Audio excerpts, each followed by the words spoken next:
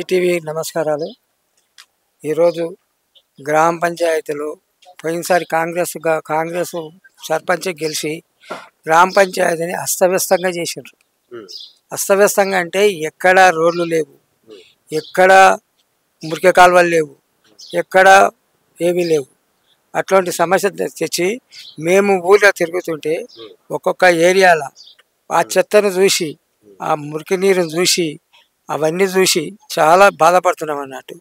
మేము అనుకుంటున్నాము మా టీఆర్ఎస్ పార్టీ బలపరిచిన అభ్యర్థి రెడ్డపాక కృష్ణయ్య గెలిస్తే ఇవన్నీ చేస్తాడు, ప్రజలకు మేలు చేకూరుస్తాడు.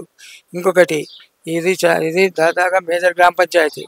ఈ మేజర్ గ్రామ పంచాయతీలో ఉన్న వసతులు అన్నీ ఏవి లేకుండా లేవు.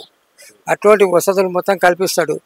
ఇప్పుడు నిరుద్యోగులు ఉన్నారు, యువత ఉంది, యువతకు క్రీడల మైదానం లేదు, అట్లాంటివి కూడా కృష్ణయ్య వస్తే కల్పిస్తాడు. నిరుద్యోగులకు నిరుద్యోగ వృత్తి ఇస్తున్నది కాంగ్రెస్ గవర్నమెంట్, వాళ్ళకి ఇవ్వలేదు. ఒంటరి మహిళలకు 2500 ఇస్తున్నది, అవి ఇవ్వలేదు. ముఖ్యంగా దేశానికి వెన్నుముక్కన వాడు రైతుకి ఏమన్నాడంటే రైతు బంధు ఇవ్వాలి. రైతు బంధు ఇస్తేనే రైతు దేశానికి అన్నం పెట్టగలుగుతాడు. రైతు బంధు ఇవ్వకుండా 2 ఏళ్లకు ఒకసారి వేసిండు, కనుమ 3 సీజన్లు ఎగబెట్టిండు. ఇట్లాంటి ప్రభుత్వానికి ఓట్లు వేయకూడదు. ఓట్లేసి గెలిపించినా కానీ ఇంకా 3 ఏళ్ళు ఈ విధంగానే పరిపాలన చేస్తారు వాళ్ళు.